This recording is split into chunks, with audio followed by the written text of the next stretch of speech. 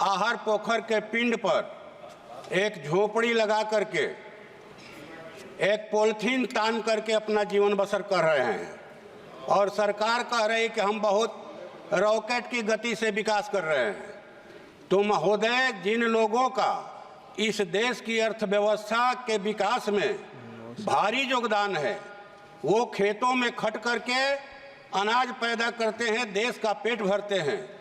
वे बड़े बड़े कल कारखानों की चिमनियों से धुआं निकालकर उत्पादन में सहयोग देते हैं, मेहनत करके सुंदर सड़कें बनाते हैं, ऊंची गगनचुंबी इमारतें बनाते हैं, पूरे देश को अपने श्रम से स्वर्ग बना रहे हैं और उनको रहने के लिए मैंने कहा जाए कि नरक में जगह मिला है और उस नरक में भी उनको शांति से रहने का अधिकार नहीं है।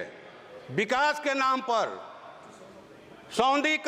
सौंदर्यीकरण के नाम पर, अतिक्रमण के नाम पर हमेशा उनकी झोपड़ियों पर बुलडोजर चलाया जाता है। इसलिए मैं सरकार से ये मांग करता हूं कि देश में वो भूमि सुधार लागू करे। देश में अभी बिहार में 2010 में भूमि सुधार आयोग का गठन हुआ था, जिस आयोग ने कहा कि 21,85,000 एकड़ जमीन सीलिंग से फाजिल जमीन है, सरकारी जमीन है, जिस जमीन पर भूमि माफियाओं का, भूस्वामियों का राइफल बंदूक के बल पर कब्जा है, इस जमीन को भूमिहीनों में बांटना चाहिए। और आयोग की सिफारिश यह भी थी कि बटाईदारी पर ज़्यादा खेती हो रही है, इसलिए कृषि बजट का लाभ दिलाने के लिए बटाईदार किसानों को पहचान पत्र दिया जाए। ये बिहार एक राज्य की बात है, पूरे देश में करोड़ों एकड़ ऐसी जमीन होगी, सरकारी जमीन और सीलिंग से फाजिल जमीन। मेरी मांग है आपके माध्यम से सरकार से कि देश में भूमि सुधार लागू किया जाए और भूमिहीनों को खेती लायक जमीन और बासगीत जमीन दिया जाए। ये मेरी आपके माध्यम से सरकार से मांग है। दूसरी बात कि 11 करोड़ निवेशकों का 2.5 लाख करोड़ रुपया सहारा इंडिया में जमा है महोदय। पैसे के इंतजार में 3970 निवेशकों की मौत हो गई, 65 अभिकर्ताओं की मौत हो गई, एजेंटों की। ये पैसा गरीबों का पैसा है, देश के मध्य वर्ग का पैसा है, जिन्होंने अपने बहन बेटियों की शादी के लिए, बाल बच्चों की पढ़ाई के लिए, अपने संकट के दिनों के लिए वो पैसा जमा किया था और ये पैसा नहीं देना चाहते हैं। माननीय महोदय, ये बड़े दुख की बात है कि सरकार कह रही है कि हम पैसा देना चाहते हैं और लोग पैसा लेने के लिए नहीं आ रहे हैं।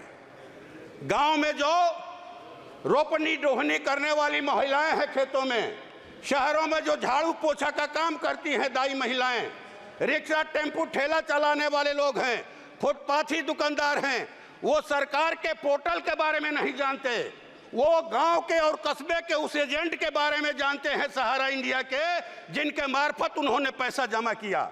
महोदय, आपके माध्यम से सरकार से हमारी मांग है कि ये पैसा एजेंटों के मार्फत दिलवाया जाए निवेशकों को। ये पेट पर लात पड़ रहा है उनका, कहे कि हुक उठती है जब वो हमसे कहते हैं, उनके अंदर हुक उठती है। तीसरी बात ये महोदय कि हमारे आरा संसदीय क्षेत्र में बिजली की भारी कटौती हो रही है। जब पावर इतना पैदा हो रहा है देश में, तो ये कटौती क्यों? आधा घंटा बिजली रहती है, 3 घंटा गायब। अगर ट्रांसफार्मर खराब हो गया तो 1 सप्ताह में ट्रांसफार्मर बदला जाएगा। जर्जर तारों के गिरने के वजह से जो है वो कितने गरीब लोगों की मौत हो गई तार में सट करके।